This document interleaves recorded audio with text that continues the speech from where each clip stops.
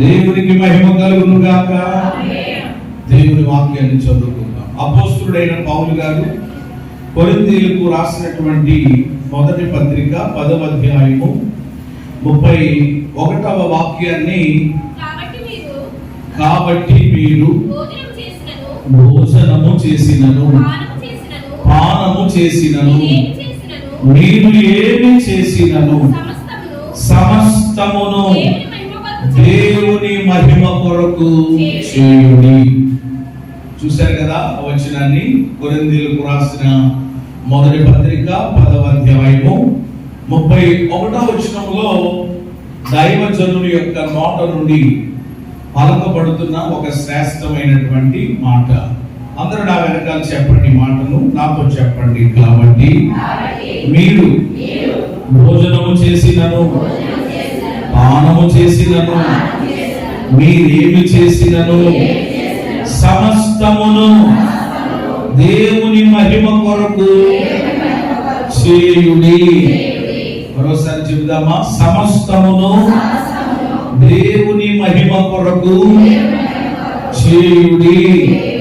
దేని కొరకు చేయాలంట? దేవుని మహిమ కొరకు.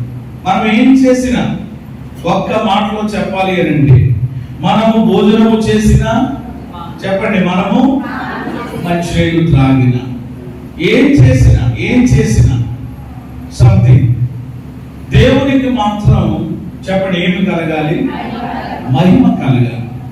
ఈ దినము పరిశుద్ధాత్మ దేవుడు మనకిస్తున్నటువంటి ఒక శ్రేష్టమైనటువంటి సందేశం ఏమిటి అని అంటే, దేవునిని మహిమపరచుట.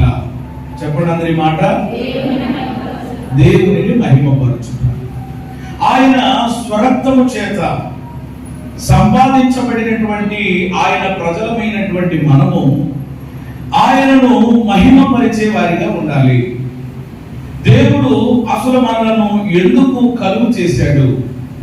దేవుడు మనలను ఎందుకు ఆయన పోలికలో ఆయన రూపంలో మనలను చేసుకున్నారు అని గనక మీరు ఆలోచన చేస్తే, దేవుని వాక్యం ఈ విధంగా చెప్తా ఉంది.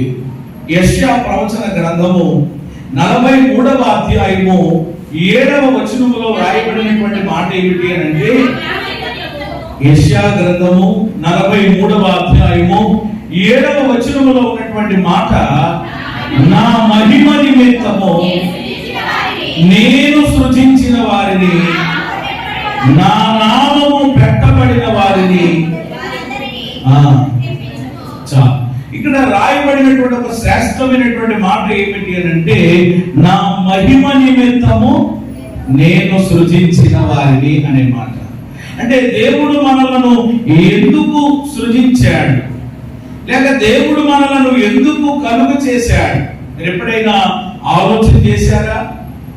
ఈరోజు మనము దేవుని పోలికలో ఉన్నాం.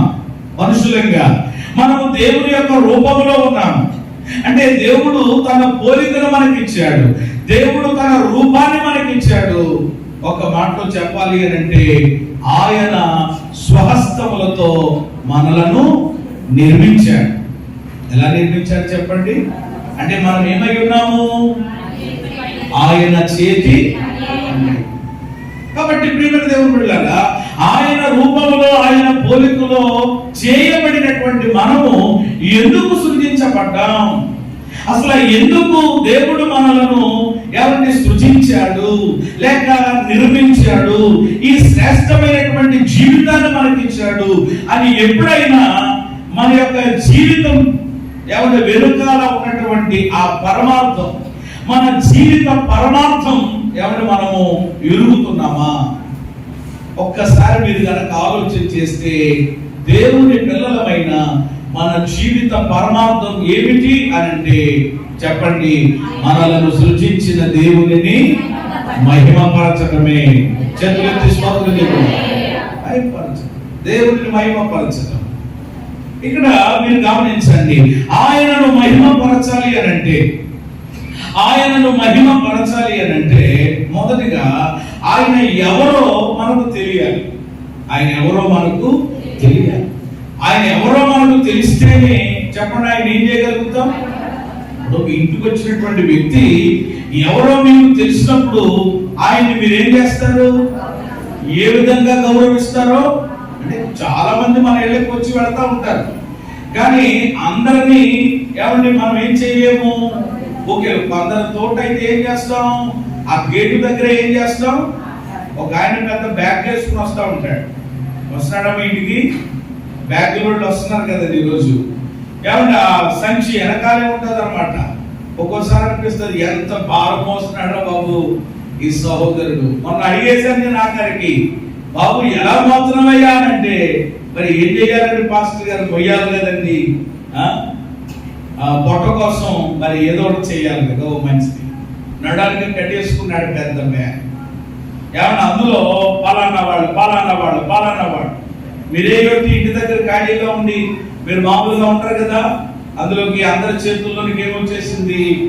మొబైల్ ఫోన్ వచ్చేసింది. కాబట్టి ఆఖరికి ఈరోజు పళ్ళు తోముకునేటువంటి ఆ బ్రష్ దగ్గర నుంచి ఏమన్నా బ్రష్ కట్టించుకునేటువంటి పేస్ట్ వరకు కూడా ఎందులో బుక్ చేస్తున్నారట. అంతా ఆన్లైన్ మీదే నడుస్తుంది వ్యాపారం. Online paste, online brush, online soap, online అంతా ఏంటి చెప్పండి. ఓ రోజు నేను కూడా పెట్లో పెట్టి ఆన్లైన్ లోనే, ఇంకా ఆ రోజులు కూడా వచ్చేస్తాయి అనమాట. ఇంకా తీసుకెళ్ళి పార్సల్ చేసేట్టు ఎవరు అలాగనమాట. ఇలాగా అంత అలాంటి పరిస్థితులు, అలాంటి విధానంలో ఆ వ్యక్తి వచ్చినప్పుడు ఏం చేస్తాం మనము? ఏమండి పార్సల్ వచ్చింది అని అంటాడు, మీరేదో బుక్ చేశారని చెప్పి వెంటనే రండి సార్ రండి, త్వరగా రండి, లోపలికి రండి అని చెప్పి ఏమన్నా మీరు సోఫాలో కూర్చోబెట్టి ఆఫ్కోర్స్ డ్రింక్ కోసం పట్టుకొచ్చి లేక థమ్స్అప్ తీసుకొచ్చి ఏమన్నా పోసి ఇవ్వరు కదా. ఎంతవరకు అంటే ఆ గేటు దగ్గరే మీకు వచ్చినటువంటి పార్సల్ ఏంటో, మీకు వచ్చినటువంటి ఆ ప్యాకెట్ ఏంటో మొత్తం మీరు తీసుకుని దానికి చెల్లించాల్సినటువంటి వెలను చెల్లించి అందరు అలా పోతారు, మీరు లోపలికి వస్తారు, అంతే కదా. ఇలాగున ఏమంటే మన గృహానికి అనేక మంది రావచ్చు, అంటే అందరినీ అలాగునక. కాబట్టి రోజు ప్రియమైన దేవుని బిడ్డలారా, దేవునిని మహిమపరచటం, దేవునిని ఘనపరచటం ఎప్పుడు మనకు ఏమంటే అర్థమవుతుంది అని అంటే, ఆయన వ్యక్తిత్వం ఏంటో మనకు తెలిసినప్పుడు, ఆయన ఎవరో మనకు తెలిసినప్పుడు, ఆయన గుణశీలత ఏంటో మనకు తెలిసినప్పుడు, ఆయన యొక్క ప్రభావం ఏంటో మనకు తెలిసినప్పుడు, ఆయనను మహిమపరచకుండా ఆయన ప్రజలు ఉండలేరు. చేతులెత్తి స్తోత్రం చెబుతారు. త్వరగా చెప్పేస్తాను వివరించకుండా. ఆయనను మహిమపరచాలి అని అంటే ఆయన ఎవరో తెలియాలి. తెలిస్తే తప్పకుండా ఆయన్ని గౌరవిస్తాం, మహిమపరుస్తాం, ఆయనకి ఇవ్వాల్సినటువంటి ఏమంటే ఘనతను ఆయనకి ఇచ్చేస్తాం. ఆయన ఎవరు అని అంటే ఫస్ట్ ఆఫ్ ఆల్ మొదటి మాట చెప్తాను. అపోస్తలుల కార్యముల గ్రంథం 7వ అధ్యాయం 2వ వచనం ప్రకారం ఆయన ఎవరు అని అంటే, ఇప్పుడు వచనాలు స్పీడ్ గా చూడాలి, పోటీ పడి చదవాలి. అపోస్తలుల కార్యములు 7:2. అందుకు స్టెఫను చెప్పినదేమనగా, సహోదరులారా, తండ్రులారా వినుడి. మన పితరుడైన అబ్రహాము హారానులో కాపురం ఉండక మునుపు మెసొపొతామియాలో ఉన్నప్పుడు మహిమగల దేవుడు. రౌండప్ చేయండి అన్నమాట. బైబిల్లో ఉన్నటువంటి వారు అండర్లైన్ చేయడం నేర్చుకోవాలి దేవుని వాక్యాన్ని. వెంటనే మీరు ఎప్పుడైనా చదివినప్పుడు అవును కదా అని ఒక వెంటనే ఆలోచన మీకు వచ్చేస్తారు. మీరు రౌండప్ చేసుకున్నా పర్వాలేదు, అండర్లైన్ చేసినా పర్వాలేదు, చెయ్యాలి ఇలాంటి మాటలు. ఎవరు ఇక్కడ వాక్యంలో రాయబడినటువంటి మాట ప్రకారంగా చూస్తే ఆయన ఎవరన్నమాట? మహిమగల దేవుడు. చెప్పండి అందరూ నోరు తెరిచి బిగ్గరగా. అమ్మ ఏ దేవుడు అండి? ఈ రోజు మనం ఆరాధిస్తున్నటువంటి దేవుడు, ఈ రోజు మనం నమ్మినటువంటి దేవుడు, ఈ రోజు మనం సేవించుతున్న దేవుడు, ఈ రోజు మనం ప్రార్థిస్తున్నటువంటి దేవుడు ఎవరు అనంటే మహిమ గలవాడు ఆయన. ఈ రోజు ఆయన మహిమ కలిగినటువంటి ఏమంటే దేవుడని మనము గుర్తించినప్పుడు, ఆయన మహిమేంటో మనకు తెలిసినప్పుడు, ఆయనను మహిమపరచకుండా, ఆయనను ఆరాధించకుండా మనం ఉండలేం. ఈరోజు చాలా మందికి ఏం అర్థం కావడం లేదు అని అంటే కనుక దేవుని యొక్క మహిమను చెప్పండి ఏం చేయలేకపోతున్నారు, అర్థం చేసుకోలేకపోతున్నారు. ఆయన మహిమ గల దేవుడు. మొదటి మాట. రెండవ మాట ద్వితీయోపదేశకాండం 28:58. ద్వితీయోపదేశకాండం అంటే నేను అన్ని వివరించట్లేదు, తయారు బట్టి జస్ట్ అలాగా ఒక అవుట్లైన్ గా నేను చెప్పుకుని వెళ్ళిపోతున్నాను. ద్వితీయోపదేశకాండము 28:58 అంశాలు మీరు జాగ్రత్త పడి గైకొనుచు ఆ మహిమ కలిగిన భీకరమైన నామమునకు భయపడని ఎడల. అక్కడ ఆ మధ్యలో ఉన్నటువంటి ఆ మాటను మీరు తీసుకుంటే కనుక ఒకటేమని చెప్పాను, ఆయన ఎవరు? రెండవది ఈ వచనం ప్రకారంగా ఆయన నామం మహిమగల నామం. హల్లెలూయా చెప్పండి. యేసయ్య నామం ఏ నామం? అక్కడ ఎంత స్పష్టంగా ఉందండి, ఆయన మహిమగల భీకరమైన నామమునకు అనేటువంటి. కాబట్టి ఈరోజు ఆయన నామము మహిమ కలిగినటువంటిది. ఆయన నామం ఎలాంటిదో మనకు తెలుసు. పరిశుద్ధమైనదని, పూజింపదగినదని, కొనియాడదగినదని, ఎవరిని గణపరచదగినదని, ఇలా అందులో ఈ మాట కూడా మనం కలుపుకుంటే కనుక ఆయన నామం మహిమగల నామం. చెప్పండి, ఏ నామం? అంటే ఈరోజు ఏ నామాన్ని ఎవరిని మనము కొనియాడుతున్నాం? ఏ నామాన్ని మనము ఆరాధిస్తున్నాం? ఏ నామములో మనం దేవునికి ప్రార్థిస్తున్నాం? ఏ నామమును మనము కలిగి ఉన్నాము అని అంటే మహిమగల నామం. చెప్పండి, ఏ నామం? అది మర్చిపోకండి. 3వ మాట ఫిలిప్పీయులకు రాసిన పత్రిక 3వ అధ్యాయం 21వ వాక్యం. ఫిలిప్పీయులకు రాసిన పత్రిక 3:21. మన దీన శరీరమును తన మహిమగల శరీరమునకు సమరూపము గల దానిగా మార్చును. చాలు. ఏమండి, ఈ వచనాన్ని బట్టి ప్రియమైన దేవుని బిడ్డలారా, 3వ మాట ఆయన శరీరం మహిమగల శరీరం. చెప్పండి, దేవుని శరీరం ఎలాంటిది? అందుకని అక్కడ ఎంత క్లియర్ గా ఉందండి. మన దీన శరీరం, మన శరీరాలు ఎలాంటివి? ఇది దీన శరీరం, దీన శరీరం ఇది. కానీ ఈ దీన శరీరానికి ఈ దీన శరీరానికి ఎన్ని ఏమంటే పరిస్థితుల్లో కొంతమంది చూడండి ఎంత తిరిగి చేస్తూ ఉంటారు. కానీ ఒకేసారి ఈ దీన శరీరము ఏమంటే ఏది రావకూడదు, దీనికి ఒక చిన్న ఏమంటే బలహీనత వస్తే తట్టుకోలేదు. అంతా ఎందుకంటే ఈ దీన శరీరం ఏమంటే మరి చాలా సూక్ష్మంగా, కంటికి కనబడని అంత సూక్ష్మంగా ఉన్నటువంటి ఏంటంటే అది కరోనా పురుగు. చెప్పండి, ఈ దీన శరీరాన్ని ఏం చేసింది? మామూలు చాలా దీన శరీరం. ఇలాంటి దీన శరీరమును దేవుని శరీరం ఎలాంటిది మరి? ఆ మహిమ గల శరీరమును సమరూపము కలిగిన దానినిగా ఆయన ఒకరోజు ఏం చేయబోతున్నారు అని అంటే మార్చబోతున్నారు. హల్లెలూయా. అందుకనే ప్రతి నెలలో మొదటి ఆదివారము మనం ఎందుకు ప్రభు యొక్క బలలో మనం చేతులు వేస్తాం, ఆయన యొక్క శరీర రక్తమాంసములను ఎందుకు మనం తీసుకుంటాము అని అంటే ఈ శరీరం ఎలాంటిది? ఇది దీన శరీరం. కానీ ఆయన మహిమ కలిగినటువంటి శరీరానికి సమమైనదిగా ఒకరోజు మార్చబడాలి అనేటువంటి ఒక ఉద్దేశముతో ఏమంటే మన ప్రాణాత్మ శరీరంలో దేవునికి అర్పించుకుని ప్రభు యొక్క బలను మనం సమీపిస్తాం. కాబట్టి ఈ వచనం ప్రకారంగా మీరు చూస్తే ఆయన శరీరం, చెప్పండి ఏ శరీరం? నేను మాటలు చెప్పాను నేను మొత్తం. మొదటిది చెప్పండి, ఆయన ఎవరు? మహిమ గల దేవుడు. 2 ఆయన నామం. 3వది ఆయన శరీరం. ఇప్పుడు మత్తయి సువార్త దగ్గరికి రండి. 25:31. మత్తయి సువార్త 25:31. తన మహిమతో మనుష్య కుమారుడు ఆయనతో కూడా సమస్త దూతలు వచ్చినప్పుడు ఆయన తన మహిమ గల సింహాసనము మీద ఆసీనుడై ఉండును. కాబట్టి ఇక్కడ రాయబడినటువంటి వచనం ప్రకారంగా 25:31 ప్రకారంగా చూస్తే ఆయన సింహాసనం, చెప్పాలి మీరు, మహిమ గల సింహాసనం. హల్లెలూయా. ఏ సింహాసనం? మరి ఈ భూమి మీద ఉన్న సింహాసనాలు మారిపోయే సింహాసనాలు. ఇప్పుడు సింహాసనం ఈ సీట్ ఎవరికి వస్తాదో అని చెప్పి అంతా ఎలా ఉన్నారనమాట. అందరికీ కూడా, ఆఖరికి మీకు కూడా చాలా మందికి ఏమంటే జూన్ 4వ తారీఖు ఎప్పుడు వస్తారా అని చాలా మంది ఏం చేస్తున్నారు? ఉత్కంఠ. 3 కలిసి ఏకమై కూర్చుంటారా? లేకపోతే ఏమండి మరి పైన తిరుగుతున్నటువంటి కొంతమంది ఏమంటారంటే అది లేకపోతేనండి అని అంటున్నారు. మొత్తం మీద మరి ఏం గురించి ఉంటుందో మరి మనకి తెలియదు. దేవుని వాక్యాన్ని బట్టి ఏమండి ఆయనే మనం ఆరాధిస్తున్నటువంటి దేవుడే ఎవరిని కూర్చోబెట్టాలనుకుంటారో వారిని వాక్యంలో ఉంది. ఆయన గద్దె ఎక్కించగలరట, గద్దె దించగలరు. సౌలును దేవుడు ఏం చేశారు చెప్పండి? తొలగించారు. దావీదును కాబట్టి అందుకని మనము ఎంతవరకుని ఓటు వేసినంత వరకునే మన దిగ్గ. ఆల్రెడీ మన హక్కును మనం అందరం ఏం చేసాం చెప్పండి? దేవుని సన్నిధిలో ప్రార్థన చేసి ప్రార్థనా పూర్వకంగా మన హక్కును మనము ఏమండి సద్వినియోగం చేసుకున్నాం.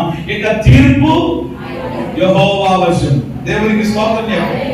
ఇంకేమైనా యాక్సెప్ట్ చేయవలసిందే, ఇంకేదైనా అంగీకరించాల్సిందే, ఇంకా ఎవరినైనా మనము గౌరవించవలసిందే, వాళ్ళ కొరకు ఏం చేయవలసిందే. అయితే ఈ సింహాసనం ఈ కుర్చీ చెప్పండి ఎన్ని సంవత్సరాలు ఉంటుంది? 5 ఏళ్ళు ఉంటుంది. కానీ దేవుని బిడ్డలారా, ఇక్కడ ఉన్నటువంటి సింహాసనము ఇది యుగ యుగములు ఉండేటువంటి సింహాసనం, ఇది నిత్యమైనటువంటి సింహాసనం. ఏమండి ఆయన సింహాసనం ఎలాంటిది అని అంటే మహిమ కలిగింది. అంటే ఆయన సింహాసనం అంతా దేనితో నింపబడి ఉంటుంది అని అంటే మహిమతో. హల్లెలూయా. ఈ సింహాసనం స్వార్థంతో నిండి ఉండొచ్చు, ఈ సింహాసనము ఎవరి అసూయతో నిండి ఉండొచ్చు, ఈ సింహాసనము ఎవరు కులములని మతములని ఆయా రకాలైనటువంటి పరిస్థితులతో ఉండొచ్చు. కానీ ఆయన సింహాసనం మాత్రం దేనితో నింపబడి దేనితో ఆవరించబడి ఉంది అని అంటే మహిమతో. కాబట్టి ఆయన సింహాసనం 4వది ఎలాంటిది చెప్పండి? ఒక మాట ఇంకా చెప్పుకుంటూ వెళ్తుంటే చాలా విషయాలు వస్తాయి కదా. ఒక మాట నేను చెప్పి నేను వాక్యంలోకి వచ్చేస్తాను. ప్రకటన గ్రంథం 21వ అధ్యాయం 10వ వాక్యంలో చూస్తే ఈ శ్రేష్టమైన మాట రాయబడి ఉంది. ప్రకటన గ్రంథము 21వ అధ్యాయము 10వ వచనం, ఆత్మవశుడై ఉన్న నన్ను ఎత్తుకొని గొప్ప పర్వతము మీదకి కొనిపోయి యెరూషలేమును పరిశుద్ధ పట్టణము దేవుని మహిమ గలదై పరలోకమందున్న దేవుని యొద్ద నుండి దిగి వచ్చుట నాకు చూపెను. ఈ వచనాన్ని బట్టి 5వ మాట చెప్పండి, ఆయన ఉండే పట్టణం చెప్పండి మహిమ గల పట్టణం. హల్లెలూయా. చెప్పండి ఆయన ఉండే పట్టణం ఎలాంటిది?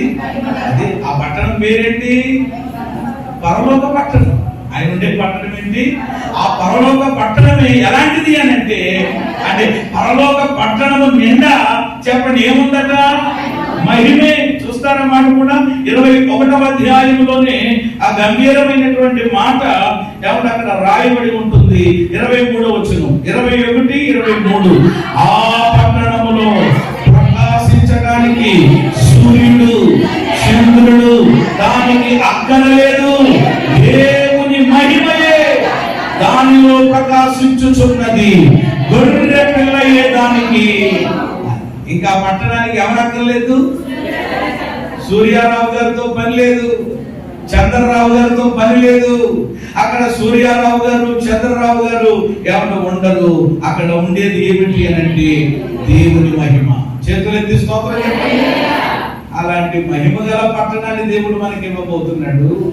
అలాంటి మహిమ గల పట్టణానికి దేవుడు నడిపించబోతున్నాడు అని అంటే ఇంకా ఈ రోజు ప్రియమైన దేవుడు బిడ్డలారా ఆ పైరున్న దాన్ని చూడకుండా ఏం చేస్తున్నారన్నమాట? అంత కిందే పంది బుద్ధి అంటే ఈరోజు చాలా మందిది. పంది క్రైస్తవులు ఉన్నారంటే ఈరోజు ఇదేంటంటే అలాగంటున్నారు మాస్టర్ గారు. ఎందుకంటే పంది చూపు ఏ చూపట? కింద చూపు. కానీ మన చూపు ప్రియమైన దేవుడు బిడ్డలారా ఏ చూపు అన్నమాట? మనం ఎప్పుడు ఏం చేయాలంట? పైకి చూడాలి. కొంతమంది పైకి చూడలేదు. పైకి చూడటం అంటే మళ్ళా ఇప్పుడు మీరు గుడికి నుంచి ఇంటికి వెళ్ళేటప్పుడు కొమ్మ తీసి అలా పైకి చూసుకుంటా అలాగే వెళ్ళారనుకో మళ్ళీ అది ప్రమాదం. రోడ్డు మీద కూడా పైకి చూడమంటారు పాస్టర్ గారు అయ్యారని చెప్పి అలాగే వెళ్ళారనుకోండి ఎవరో ఒకటి వచ్చి కొట్టేస్తారు. అది కాదు దాని ఉద్దేశం. పైకి చూడడం అంటే పైన ఆ పరలోక పట్టణం, ఆ రాజ్యం, ఆ పరిస్థితులు, అక్కడ ఉండే విధానం. అందుకని ఎప్పుడు కూడా ఈ భూమి మీద ఎంత ఉన్నా ఎన్నున్నా ఏమి కలిగినా ఏమొచ్చినా ఏమి దేవుడిచ్చినా ఎప్పుడు మన చూపు ఎక్కడ ఉండాలన్నమాట? దాని మీదే ఉండాలి. ఇది ఏమి కాదులే, ఇది నాశపోయేదే, ఇది అయిపోయేది, వాడిపోయేదే, ఇది మనకు వస్తే నిజంగా ఈ వైరాగ్యం మనకు వస్తే కనుక ఏమంటే ఈ కొట్టుకునే విధానం అయ్యేటువంటి పరిస్థితులు ఉండవు. చిన్నదానికి, పెద్దదానికి, కానిదానికి, అయినదానికి ఇవి ఉండవు అసలు. ప్రియమైన దేవుని బిడ్డలారా, ఎందుకంటే ఇదంతా కేవలము లోకంలో ఏమున్నా, ఇల్లున్నా, లేకపోతే ధనం ఉన్న, పరిస్థితులు ఉన్న, బంధువులు ఉన్న, స్నేహితులు ఏమున్నా, ఇదంతా ఏం చెప్పండి, తాత్కాలికం. ఇదంతా టెంపరీ అన్నమాట. ఇదేంటి చెప్పండి, మరి పైన ఉన్నది ఏంటన్నమాట, పర్మనెంట్ అనండి. ఏంటి చెప్పండి, ఏం కావాలి ఇప్పుడు మనకి? మరి ఎందుకు కొడుకు చేస్తాం? ఎందుకు వచ్చింది? ప్రియమైన దేవుని బిడ్డలారా, లోకము దాని ఆశలు ఏమైపోతాయి? అక్కడంటే పైన ఉన్న దాని గురించి చూడు. ప్రియమైన దేవుని బిడ్డలారా, ఈ భూమి మీద కూడా మనకి ఏ లోటు లేకుండా ప్రభువు మనలను బలపరిచి ఆయన మహిమలో మన అవసరాలు తీరుస్తూ ఆయన ముందుకు నడిపిస్తారు. చేతులు ఎత్తి స్తోత్రం చేద్దాం. కాబట్టి మొత్తం ఎన్ని విషయాలు మనం ధ్యానం చేసాం? అది ఈ రోజు మనము భోజనం చేసినా, మనము పానము చేసినా, ఎవరు మీరు ఏమి చేసినా అది దేని కొరకు చేయాలి? మీరు ఎప్పుడైనా చూసుకోండి, ఇదిగో ఇది చేస్తున్నాను నేను, దీనివల్ల దేవుడికి మహిమ వస్తుందా? ఈ పెళ్లి చేస్తున్నాను, పెళ్లి ద్వారా దేవుడికి మహిమ. ఈ ఫంక్షన్ చేస్తున్నాను, దేవుని బట్టి దేవుడికి మహిమ. ఈ కార్యం చేస్తున్నాను, దేవుడికి మహిమ.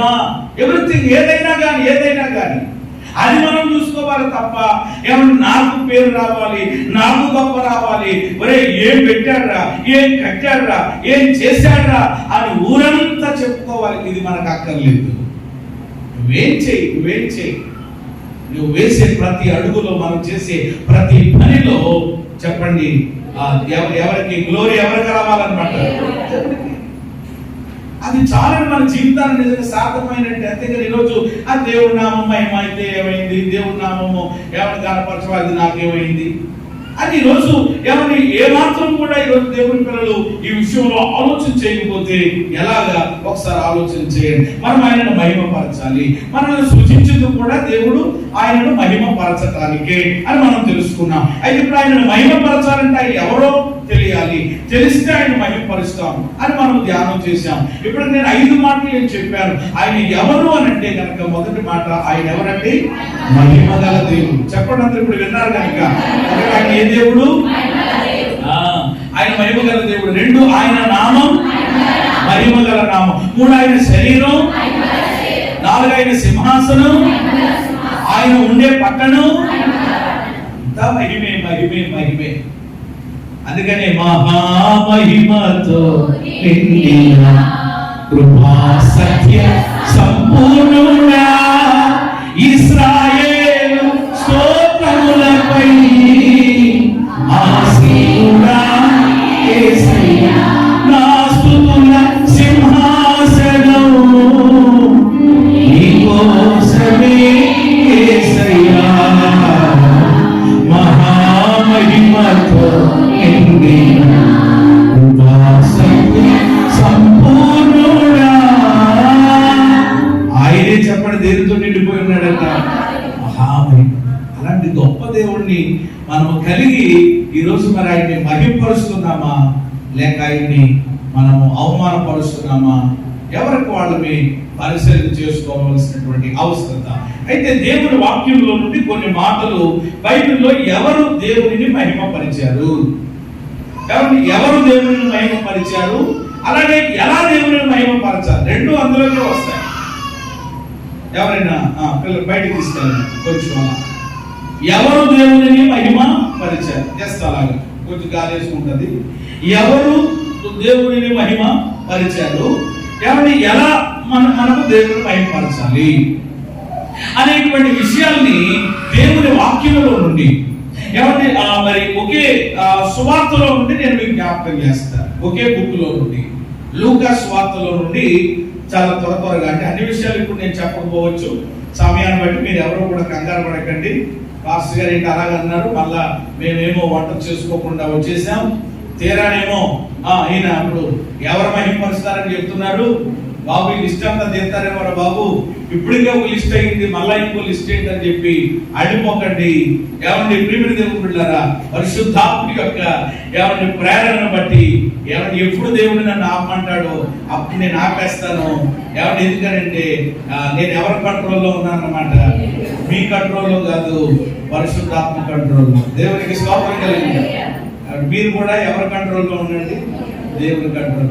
ఎవరు దేవునిని మహిమపరిచారు, ఎలా దేవునిని మహిమపరచాలి, రెండు విషయాలు అందులో నుంచే మనం ఆలోచన చేస్తాం. ఒకే పుస్తకంలో నుండి ఆలోచిస్తాం, అది కూడా లూకా సువార్తలో నుండి. చాలా మంది ఉన్నారు ఆ బుక్ లో, కానీ అందరి గురించి చెప్పలేను. వీలైతే మనం కూడా సమయాన్ని బట్టి ఒక 2 లేక 3 విషయాలు అలా జ్ఞాపకం చేసుకుని వచ్చే వారం తరువాయి భాగాన్ని మీరు ఏమంటే ఆసక్తి కలిగి దేవుని వాక్య ప్రేమికులైతే, వాక్యం మీద మీకు ఆసక్తి ఉంటే మానకుండా వచ్చి ఆ తరువాయి భాగాన్ని మీరు విని దేవునిని మహిమపరిచే పిల్లలుగా మీరు ముందురుగాక. రండి లూకా సువార్త 2వ అధ్యాయము 20 వచనాన్ని చదువుకుందాం. లూకా 2:20. అంతటా ఆ గొర్రెల కాపరులు తమతో చెప్పబడినట్లుగా తాము విన్న వాటిని కన్న వాటిని గురించి దేవునిని మహిమపరచుచు స్తోత్రము చేయుచు తిరిగి వెళ్ళిరి. మీరు గమనించాల్సినటువంటి మాట ఏంటంటే, ఇప్పుడు నేను లూకా సువార్తలో చూపిస్తున్నటువంటి ప్రతి అధ్యాయంలోను ప్రతి వచనములోను మీకు కనబడే మాట ఏమిటి అంటే, దేవునిని మహిమపరచుచు లేక దేవునిని మహిమపరిచిరి అనే మాటలే కనబడతాయి.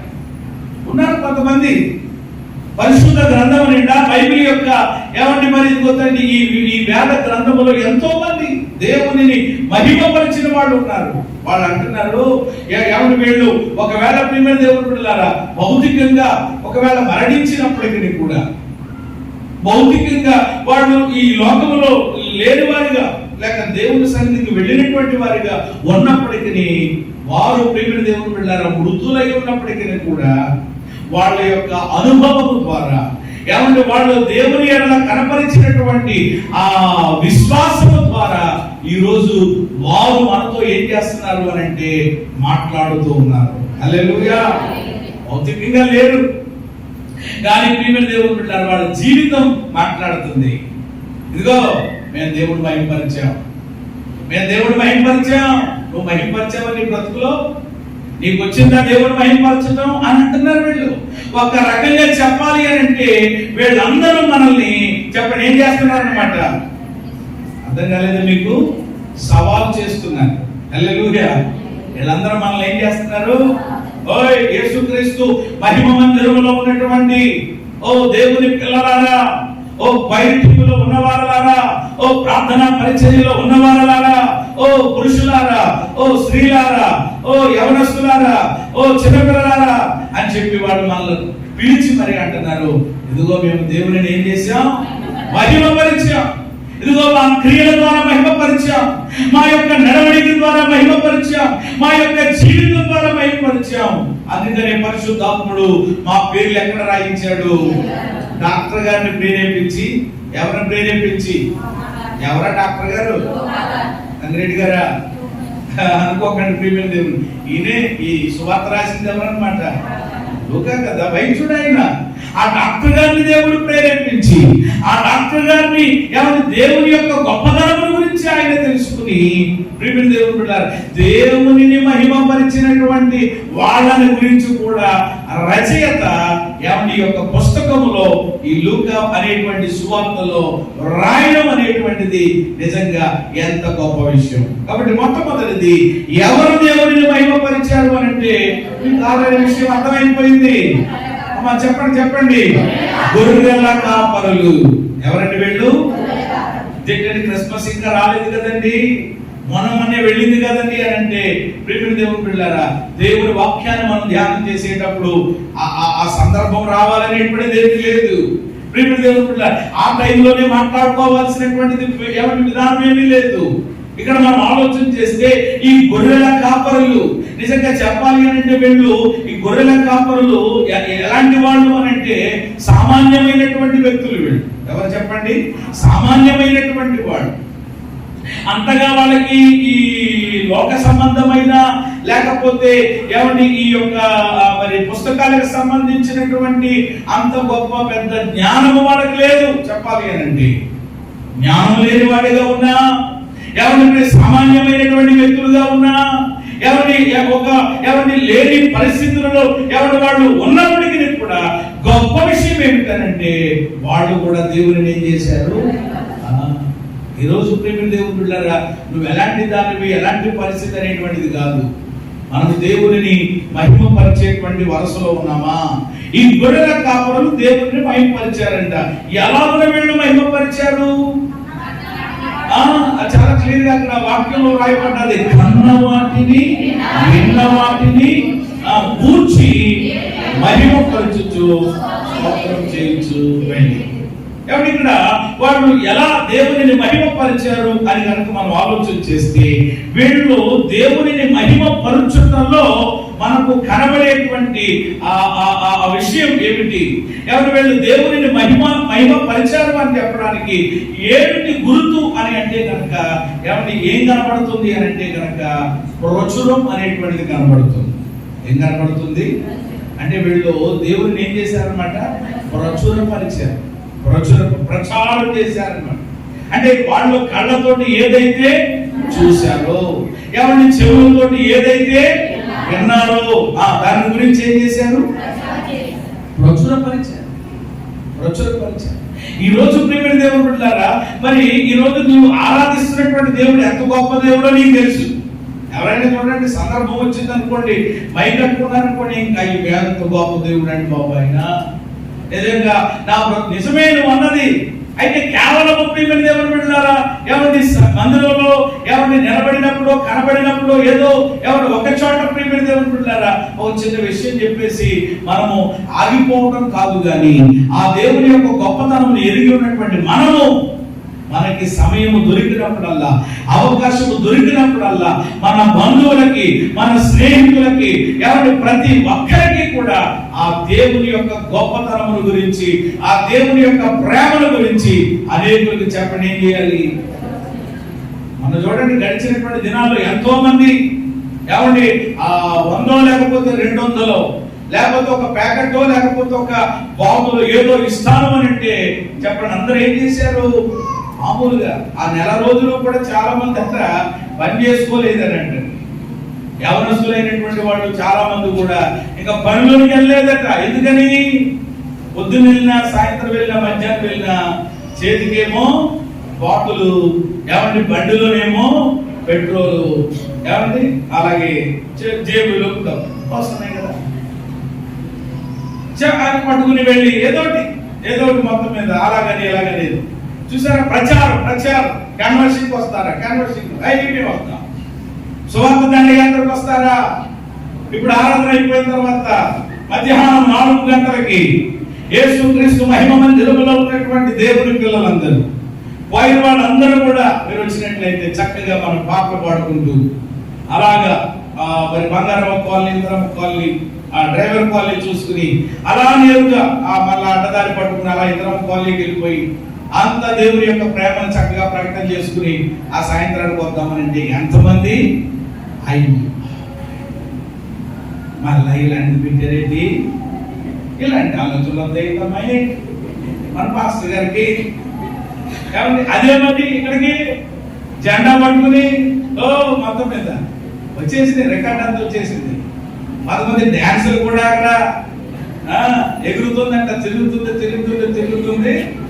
ఊడి పడిపోతే ఏంటి మీద దాని సంగతి ఎలా ఉన్నా కానీ ప్రియమైన దేవుని బిడ్డ ఆలోచించేది. ఈరోజు దేవుని ప్రేమ గురించి అంటే నేను మరొకలాగా అంటలేదు, మీకున్న పరిస్థితులు మీకు ఉంటాయి, మీకున్న విధానాలు మీకు ఉంటాయి, వేరే విషయం. కానీ మరి రోజు దేవుని గురించి చెప్పడానికి, ఈ రోజు వాస్తవంగా చెప్పాలి అని అంటే నేను వర్తమానము దేవుని గురించి మాట్లాడాలి అనుకున్నాను అని అంటే ఈ రోజు ప్రపంచ పెంతుకొస్తూ ఏమంటే ప్రార్థనా దినం యాక్చువల్ గా చెప్పాలి అని అంటే అందులో భాగంగా దేవుని పిల్లలు చేయాల్సినటువంటి పని ఏమిటి అని అంటే ఆది అపోస్తలులు ఏం చేశారు అని అంటే వాళ్ళు మానక ఏమని ఇంటింటా కూడుకుని ప్రార్థనలు చేయడమే కాకుండా యేసే క్రీస్తుని ఏం చేశారట? ప్రకటించారట. హల్లెలూయా. అంటే ఆయనను ప్రకటించడం వాళ్ళు ఏం చేయలేదండి. ఈరోజు నువ్వు కూడా మానకూడదు. సమయం దొరికినప్పుడల్లా నువ్వు ఆఫీసులో ఉన్నా, నువ్వు ఎవరి పనిలో ఉన్నా, ఎక్కడున్నా ప్రభు గురించి ఒక మాట, అమ్మా దేవుడు గొప్పవాడమ్మా, మీ అబ్బాయి బాగోలేదంటారు కదా, ప్రార్థన చేసుకోండి, ఒకవేళ కొన్ని తీసుకురండి మందిరానికి, మా పాస్టర్ చేత ఏమైనా ప్రార్థన చేయిస్తారు, ఏం పర్వాలేదు, దేవుడు స్వస్థపరుస్తాడు, దేవుడు బలపరుస్తాడు, దేవుడు ఆ పరిస్థితులు విడిపిస్తాడు. ఈ రోజు దేవుని గురించి ఒక్క మాట ఏమన్నా మనము ప్రియమైన దేవుడు, నువ్వు పని చేసే చోట, నీవు ఉండేటువంటి స్థలంలో కొంతమంది మళ్ళా దీని గురించి సిగ్గుపడిపోతారు. మళ్ళా దేవుడు అపోస్తలుడైన పౌలు అంటారు, నేను సువార్తను ప్రకటించే విషయంలో నేను సిగ్గుపడువాడను కాను. అంటే ప్రభు గురించి చెప్పడంలో దేవుడి పిల్లలు ఏం పడకూడదు, సిగ్గెందుకు? మరి బైబిల్ తెలుసుకోవడానికి కూడా సిగ్గే. అయ్యయ్యో, అలా సిగ్గుపడితే ప్రియమైన దేవుని బిడ్డలారా, ఈరోజు ఎవరిని మన యేసయ్య ఎంత ఆయన ప్రియమైన దేవుని బిడ్డలారా మన గురించి ఆయన సిగ్గుపడాలి. అసలు వస్త్రమే లేదే శరీరం మీద ఏమండి ప్రియమైన అంత ఏమండి అంగహీనంగా ఆయన మన కొరకు శిలువలో వేలాడి గొప్ప రక్షణ దేవుడు మనకిస్తే ఆ ప్రభువుని గురించి చెప్పడానికి ప్రకటించడానికి ఈ రోజు మనము ఎందుకు ముందుకెళ్ళలేదు? వారంలోనంటండి ప్రతి విశ్వాసి కూడా ఖచ్చితంగా వారం తిరగకుండా ఎవరో ఒకరికి చెప్పండి, ఏం చెప్పాలంట? సువార్త చెప్పాలంట. వారంలో ఎవరో ఒకరికి ఏం చేయాలి చెప్పండి? ప్రభువుని గురించి చెప్పాలి నువ్వు. ఇప్పుడు అదేమీ లేదు మనకి, ఒక్కొక్కరు పెట్టుకున్నారు. ఒక ఆయన అయితే ఈ రోజు నేను ఎవరికి సువార్త చెప్పకుండా నేను ఏం తిన్నా బోధించి అనుకున్నాడంటే ఆయన. ఈరోజు మనం అలాగ అనుకోమన్నమాట, వేరే వేరే పెట్టుకుంటాం ఆలోచించే. కాబట్టి గొర్రెల కాపరులు సామాన్యులైనా నిరుపేదలైనా వాళ్ళు ఏది కన్నారో ఏది విన్నారో దాని గురించి ఏం చేశారు. కాబట్టి మీరు ఏదేదో చెప్పక్కర్లేదు, మీరు చూచినవే చెప్పండి, మీరు విన్నవే చెప్పండి. దేవుని గురించి మనము ప్రచురపరచాలి. 1 పేతురు 2:9 నోట్ చేసుకొని చదవక్కర్లేదు. కానీ చీకటిలో నుండి ఆశ్చర్యకరమైన తన వెలుగులోనికి మనల్ని పిలిచిన వాని గుణాతిశయములను మనం ఏం చేయాలంట? ప్రచురము చెయ్యాలి. చెప్పండి, దేవుడి గుణములను ఏం చేయాలి? ప్రచురించి నేర్చుకున్నారు కదా, మందిరానికి వచ్చి ఆయన ఏమై ఉన్నారో తెలుసుకుంటున్నారు కదా. 50 దినాల కూడికల్లో ఒక్కొక్క రోజు ఆయన ఏమై ఉన్నారో, ఇదిగో ఆయన ఫలానా అని ఎన్ని గుణాల గురించి మీరు విన్నారు. మరి ఆయన గుణముల గురించి ఇతరులకు ప్రకటిస్తున్నారా, ప్రచారం చేస్తారా, తెలియజేస్తున్నారా? ఆలోచన చేయండి. కాబట్టి ఇక్కడ ఎవరు దేవుని మహిమపరిచారు అంటే గొర్రెల ఎలా దేవుని మహిమపరిచారు? ప్రచురపరిచి. ఏం చేసి? తెరవాలి. ఒక్కోసారి దేవుడి కొరకు నోరు, కొంతమందికి నోరు తెరిచారంటే ఏదో చెప్తా ఉంటారు. అక్కడికి వెళ్ళామా, ఇక్కడికి వెళ్ళామా, అది చెయ్యమ్మా, ఇదే చెయ్యమ్మా అని చెప్పి ఓడని చెప్తా ఉంటారు. కానీ ప్రభు గురించి చెప్పొచ్చు కదా. ప్రార్థనకి వెళ్ళామా, ప్రభు మీద అనుకోమ్మా. ఏది ఈరోజు ప్రియమైన దేవుని బిడ్డలారా, అందుకని మన యొక్క పెదవులను కూడా చెప్పండి దేవునిని ప్రచురపరచడానికి, దేవునిని ప్రకటించడానికి చెప్పండి ఏం చేయాలి? వాడాలి. అలా నువ్వు చెయ్యి. వాళ్ళు ఎర్రండి, వాళ్ళు రారండి, వాళ్ళ ముండోళ్ళండి, అదంతా అనవసరం. నువ్వు చెప్పావా లేదా? నీవు దేవుని ప్రేమను ఇతరులకి అందించలేవా? నీ పని నువ్వు చెయ్యి. తర్వాత పని ఎవరు చూసుకుంటారు? ఇక్కడ పెట్టుకో, దేవుడు నడిపిస్తాడు. కాబట్టి మనం తప్పించుకోకూడదు. మొదటి మాట. రెండవది చూడండి, లూకా సువార్త 5:25. నేను ఇంక వివరించలేను. ఎవరికి ధ్యానించు. 5:25. వెంటనే వాడు వారి ఎదుట లేచి తాను పండుకొని ఉన్న మంచము ఎత్తుకొని దేవుని మహిమపరచుచు తన ఇంటికి వెళ్ళాను. ఏమి చేయొచ్చు? ఇంటికి వెళ్ళాడంట. దేవుని మహిమపరచుచు ఇంటికి వెళ్ళాను. ఎవరైనా పక్షవాత రోగి, ఎవరు చెప్పండి? అతని యొక్క ఊరు పేరు లేదు, కానీ అతని యొక్క బలహీనత, అతనికి ఉన్నటువంటి రోగం అక్కడ మెన్షన్ చేయబడింది బైబిల్లో. పక్షవాత రోగి. ఈ పక్షవాత రోగి కూడా చెప్పండి దేవుడు ఏం చేస్తున్నాడట? మహిమపరుస్తున్నాడు. ప్రియమైన దేవుని బిడ్డలారా, ఎలా ఆయన మహిమపరిచాడు? ఎప్పుడు ఆ దేవునికి మహిమ వచ్చింది అని అంటే కనుక ఆ వాక్యాన్ని మీరు ఆధ్యాత్మిక కోణంలో కనుక ఆలోచన చేస్తే కనుక వెంటనే వాడు వారి ఎదుట లేచి అనే మాట ఉంది. ఏం చేశాడట? వెంటనే లేచాడు. ఎక్కడి నుంచి లేచాడు? ఎక్కడి నుంచి? మంచం మీద నుండి లేచాడు. పడి ఉన్న స్థితిలో నుండి లేచాడు. అనారోగ్య ఆ పరిస్థితుల్లో నుండి లేచాడు. లేచి తర్వాత ఏం చేశాడనమాట, దేవునిని మహిమపరుచుకుంటూ తన ఇంటికి వెళ్ళాడు. కాబట్టి ఈరోజు రెండవ విధానం ఏమిటి అని అంటే కనుక, ఎప్పుడు దేవునికి మహిమ వస్తుంది నిన్ను బట్టి, నన్ను బట్టి, మనలను బట్టి అని అంటే, పడిన చోట నుండి లేస్తే దేవునికి మహిమ. హల్లెలూయా చెప్పండి. ఎక్కడి నుంచి లేస్తే దేవునికి మహిమ? పడిన చోట నుండి లేస్తే దేవునికి మహిమ. అంతేగాని పడిన చోట నుండి మనం లేవకుండా ఇక్కడే ఉన్నానండి, భలే ఉందండి. ఇప్పుడు ఉదాహరణకు పంది ఉంది, ఎందుకో మరి దాని గురించి మొదటి నుంచి అదే వస్తుంది. ఏంటంటే పందట బురదలో పడింది అనుకోండి, బురదలో పట్టమేంటి, అది అసలు కోరుకునేదే అక్కడ ఉండాలని కదా. ఏమన్నా పడితే దానికి ఎలా ఉంటుంది అనమాట, తొందరగా లేచి వెళ్ళిపోదాం, ఎంతసేపు ఇక్కడ ఉంటాం, ఈ కొంప ఎలా మరింతాం అనుకుంటుంది. అది ఏమనుకుంటుంది, ఇంకొంచెం ఉంటే పో, ఇంకో గంట ఉంటే పో, ఇంకో గంట ఉంటే పో, అంటే అలాగే ఉంటుంది అనమాట. అంటే అది పడినటువంటి చోట నుండి ఏం చేయలేదన్నమాట.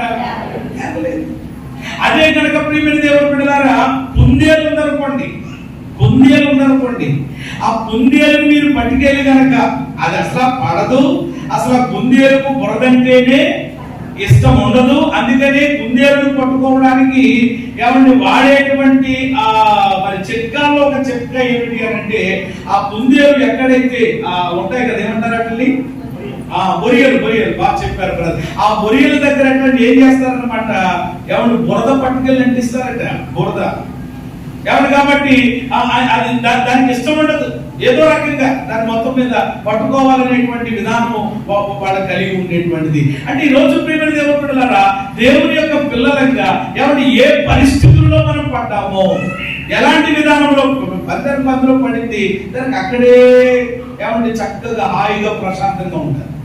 ఎవడైనా కనుక వచ్చి లేకపోతే అలా నిలుపుకుంటుంది, అదేంట్రా నాతో నీ పనే వచ్చిందిరా బాబాయ్.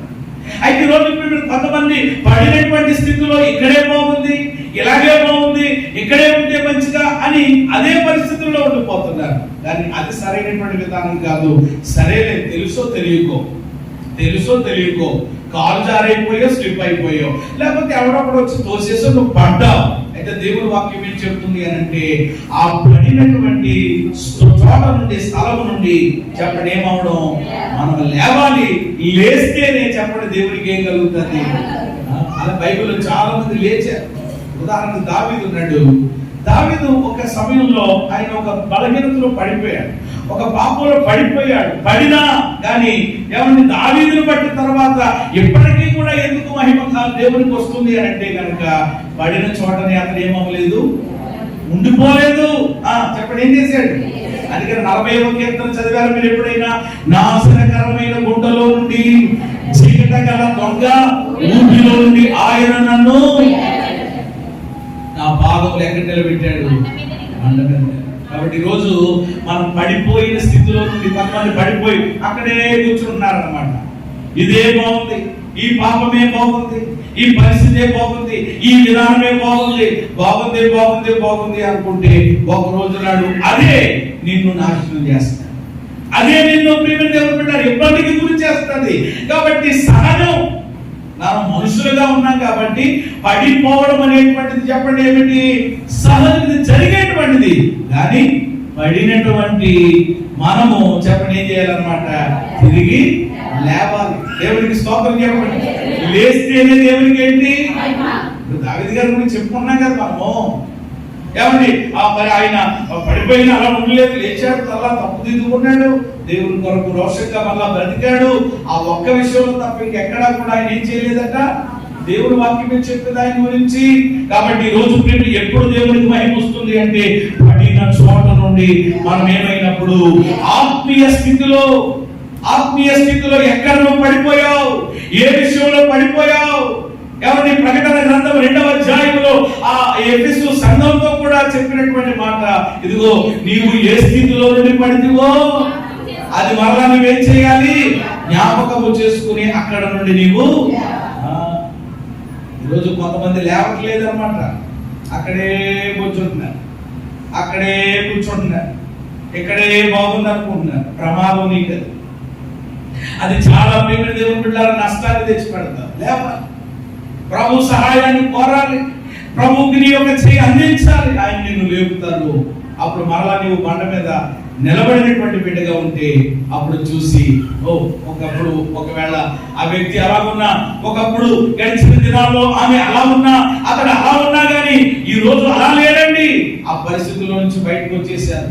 ఈరోజు ఎవరిని పవిత్రంగా ఉంటారు, పరిశుద్ధంగా ఉంటారు, ఎవరిని నమ్మకంగా ఉంటారు, యథార్థంగా ఉంటారు, మంచిగా ఉంటారు, నీతిగా ఉంటారు అని చెప్పి ఎవరి ప్రజలు మాట్లాడుకుంటూ ఉన్నప్పుడు ఎవరు మరలా ఆ వ్యక్తిని బట్టి చెప్పండి దేవుడికి ఏమొస్తుంది? అంతేగాని ఏమోనండి అలా పెడతా ఉంటారండి, అంతే. పేరుకి ఏదో క్రైస్తవులండి, ఆదివారం భక్తులండి, అన్ని మామూలేనండి, అన్ని మామూలేనండి.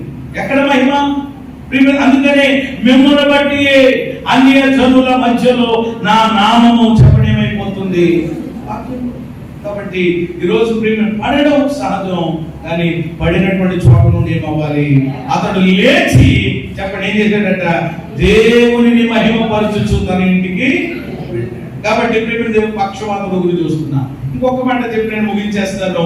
నేను ఇంక ముందుకు వెళ్ళను, తర్వాత విషయాల్లో వచ్చే వారం కూడా జ్ఞాపకం చేస్తాను. రండి లూకాసు వార్తలోని 7:16. లూకాసు వార్త 7:16లో అందరూ భయక్రాంతులై మనలో గొప్ప ప్రవక్త బయలుదేరి ఉన్నాడని, దేవుడు తన ప్రజలకు దర్శనం అనుగ్రహించి ఉన్నాడని దేవునిని మహిమపరిచిరి. మహిమపరిచిరి. ఒకటి ఎవరిని చూసాం మనము? గొర్రెల కాపరులు. రెండవది ఎవరిని చూసాం? పక్షపాతులు. మూడవది ఎవరు అంటే ఇక్కడ కొంతమంది ప్రజలు కనబడుతున్నారు. కొంతమంది ప్రజలు కనబడుతున్నారు. ఒకరు కాదు, ఇక్కడ చాలా మంది ఉన్నారు. ఈ ప్రజలందరూ అంటున్నారట, మనలో గొప్ప ప్రవక్త బయలుదేరి ఉన్నాడని, దేవుడు తన ప్రజలకు దర్శనమిచ్చాడున్నాడని వాళ్ళు గ్రహించి వాళ్ళు దేవుణ్ణి ఏం చేశారట? మహిమపరిచారు. మూడవది ప్రేమికి ఇక్కడ ఉన్నటువంటి ప్రజలు. ఆ తర్వాత పైన ఏం జరిగిందో మనందరికీ తెలుసు. అక్కడ నాయను అనేటువంటి ప్రాంతం అది. అక్కడ ప్రేమ దేవుడు ఒక విధవరాలి యొక్క కుమారుడు ఏమయ్యాడు? చనిపోయాడు. ఆ బిడ్డను వాడిని కట్టుకుని తీసుకెళ్లిపోతున్నారు. పరిస్థితులని మనకు తెలిసిందే కదా. అలాంటి సందర్భంలో ఆ తల్లి కూడా అయ్యో నా కుమారుడే చనిపోయాడు, నేను ఎవరి కొరకు బ్రతకాలని చెప్పి లబోదీపమంటూ ఏడుస్తూ వెళుతుంది. యేసు ప్రభువు వారు ఎదురు పడ్డారు, చూచారు. అమ్మా మరి ఆమె మీద కనికర పడ్డారంట, ఏడవద్దని ఆమెతో చెప్పారంట. పాడని ఏం చేశారంట? ముట్టుకున్నారంట. ఏమండి మోయించున్న వారేమో నిలబడ్డారంట. చిన్నవాడ లేమని నీతో చెప్తున్నాను అనగానే చనిపోయినటువంటి ఆ కుమారుడు లేచి కూర్చుని మాట్లాడుతుంటే అక్కడున్న ప్రజలందరూ కూడా ఈ గొప్ప కార్యాన్ని చూశారు. హల్లెలూయా! ఈ అద్భుతాన్ని చూశారు. చూచిన వాడు చూసినట్లుగా లేడు. వాళ్ళు ఏం చేశారట? దేవునిని మహిమపరిచారు. చెప్పండి ఏం చేశారండి? ఇక్కడ మూడవదిగా ప్రజలను మనం చూస్తున్నాం. ఎవరు? కాబట్టి ఇక్కడ నుండి మనం ఆధ్యాత్మికంగా మనం తీసుకోవాల్సింది ఏమిటి అని అంటే, ఎవరు మహిమపరిచారో చూసాం. ఎలా మనం దేవుడిని మహిమపరచాలి అని అంటే కనుక ఎవరి మనలను చూసిన వారు కూడా చెప్పండి దేవుడిని ఏం చేయాలి? ఇప్పుడు నాయను విధవరాలు, ఆ విధవరాలు యొక్క కుమారుడు బ్రతకడం, అక్కడ జరిగిన కార్యం, ఆ అద్భుతం, ఆ ఇంటి ద్వారా లేక ఆ ఇంటిలో దేవుడు చేసినటువంటి ఆ అద్భుతము చూసినటువంటి ప్రజలు చెప్పండి దేవుని ఏం చేశారు? అలా ఉన్న ఈ రోజు కూడా మనలను చూసినటువంటి వారు, ఎవరు మన కుటుంబాన్ని చూసినటువంటి వారు చెప్పండి ఏం చేయాలన్నమాట? వీరి దేవుడు నిజంగా గొప్పవాడండి. 126వ కీర్తనలో ఉంటది కదా, ఏమండి? యెహోవా వీరి కొరకు ఏమి చేశాను? గొప్ప కార్యములు చేశానని ఎవరు చెప్పుకుంటున్నారట? అన్ని జనులు చెప్పుకోవాలి. అన్ని జనులు అలా చెప్పుకుంటున్నారా? వేరేలా చెప్పుకుంటున్నారా? ఈ రోజు మన కుటుంబం ద్వారా, మన యొక్క ఫ్యామిలీ ద్వారా, మన జీవితంలో దేవుడు చేసినటువంటి ఆ ఆశ్చర్య క్రియల ద్వారా, అద్భుత క్రియల ద్వారా చెప్పండి దేవునికి ఏం కలగాలన్నమాట? ఈ దేవుడు చాలా గొప్పడు. మేము ఏదో అనుకున్నాం కానీ, మిమ్మల్ని ఏదో తక్కువగా అనుకున్నాం కానీ, మేము చెడు చూసాం కానీ, మీరు ఆరాధిస్తున్నటువంటి దేవుడు చాలా దేవుడి కృప. ఏమండి? నేను దేవుడిని బట్టి అతిశయిస్తూ చెప్తున్నాను తప్ప ఈ మాట మమ్మల్ని బట్టి కాదు, కానీ దేవుని మహాకృపను బట్టి ఈ ద్వారపుడి యొక్క గ్రామంలో ఈ పరిచర్యకి మేము వచ్చినటువంటి తర్వాత ఎంతో మంది ప్రజలు నేను చెప్పేటువంటిది ఏంటంటే క్రైస్తవుల గురించి నేను చెప్పడం లేదు, విశ్వాసులు చెప్పినటువంటి మాట గురించి నేను చెప్పట్లేదు. కానీ ఎంతో మంది చుట్టుపక్కల ఉన్న అన్యజనులు మా విషయంలో, కుటుంబ విషయంలో, పరిచర్య విషయంలో చెప్పినటువంటి మాట ఏంటి అంటే, నిజముగా మీరు నమ్మిన దేవుడు, మీరు సేవించి ఆరాధించి మీరు ప్రకటిస్తున్నటువంటి దేవుడు చాలా గొప్పవాడు. హల్లెలూయా. మాకు కాదు యెహోవా, మాకు కాదు నీ కృపా సత్యాలను బట్టి ఆయనకే మహిమ. అన్ని జనులు చెప్పాలి ప్రియమైన దేవుడు, మన బంధువులు చెప్పాలి, మన స్నేహితులు చెప్పాలి, మన ఇరుగు పొరుగు వారు, మన చుట్టూ పక్కన ఉన్నటువంటి వారు చెప్పాలి, మీ దేవుడు చాలా శక్తిమంతుడు, గొప్పవాడు. ఆ రాజే చెప్పాడు కదండి, నెబుకద్నెజర్ రాజే చెప్పాడు షడ్రకు మేషకు అబేద్నెగోలతో ఏమనంటే, మీ దేవుడు ఎవరు? పూజార్హుడు. చెప్పండి, మీ దేవుడు ఎవరు? ఆయన తప్ప ఇంకెవరిని కూడా ఆరాధన చేయడానికి వీలు లేదు.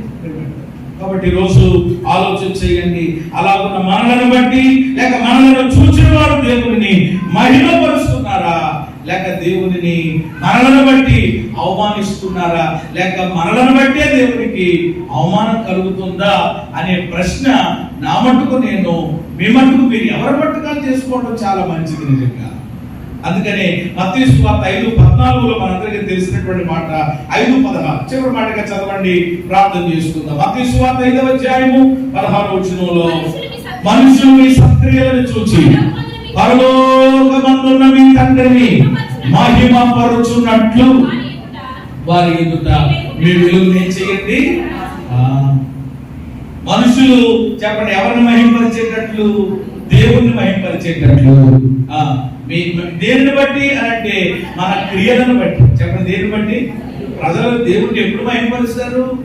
ఎవరిని? దేవునికి మహిమ ఎప్పుడు వస్తుంది? ఎవరిని? లోకంలో నుండి, ప్రజల్లో నుండి అని అంటే మనలో ఉన్నటువంటి సత్క్రియలు. ఏ క్రియలు చెప్పండి? సత్క్రియలు అని అంటే మంచి క్రియలు, మంచి క్రియలు, మంచి పనులు, మంచి విధానాలు. అది చూసినప్పుడే వెంటనే చెప్తారు, ఏమండి, ప్రభువు నమ్మినటువంటి బిడ్డలు, రక్షణ పొందినటువంటి బిడ్డలు, దేవుని మార్గాల్లో నడుచుతున్నటువంటి బిడ్డలు ఎలా ఉంటారని చెప్పి మన వెలుగును మనం ప్రకాశింప చేయాలి తప్ప ఈ రోజు మరి మనం వెలుగుతున్నామా లేకపోతే మొత్తం ఆరిపోయినటువంటి విధానంలో ఉన్నామా? ఏమండి, ఎంతైనా ఏమండి ఆలోచించవలసినటువంటి పరిస్థితి. కాబట్టి మనుషులు మన సత్క్రియలను చూచి పరలోకమందున్న తండ్రిని మహిమపరచునట్లు వారి ఎదుట మన వెలుగుని ఏం చేయాలంట? ప్రకాశింప చేయాలి, ప్రకాశంగా కనబడాలి, అంతేగాని చీకటిగా. ప్రియమైన దేవుని బిడ్డలారా, మొత్తం అయ్య బాబా లేదుగా. అందుకని చూడండి, అన్యులు కూడా ఎప్పుడైనా సరే మీరు గమనించలేదు, వాళ్ళు కూడా నోటితో ఒప్పుకుంటారు. ఏమనంటే, మరి మంచి జరిగి గొప్ప కార్యాలు జరిగి ఇలా జరిగినా మీ దేవుడు గొప్పవాడు అని అంటారు. ఆ మాట దానికి మహిమ. రెండు ప్రియమైన దేవుని బిడ్డలారా, కొన్నిసార్లు మన యొక్క క్రియలు, మన యొక్క నడవడిక, మన యొక్క ప్రవర్తన సరిగా లేకపోతే అన్యుల్లో నుండి వచ్చేటువంటి మాట ఏమిటి అని అంటే, దేవుని బిడ్డలు అంటారు గాని అని అంటారు. ఏ బిడ్డలు అంట అంటే ఆయన దేవుడు అని ఏం చేస్తున్నారు? వాళ్ళు ఒప్పుకుంటూ ఉన్నారు. మనము కూడా దేవుని బిడ్డలమని ఒప్పుకుంటున్నారు. దేవుని బిడ్డలు అంటారు కానండి, బైబిల్ పట్టుకుని ఎవరిని వెళతారు కానండి, అన్ని కూడా మామూలే.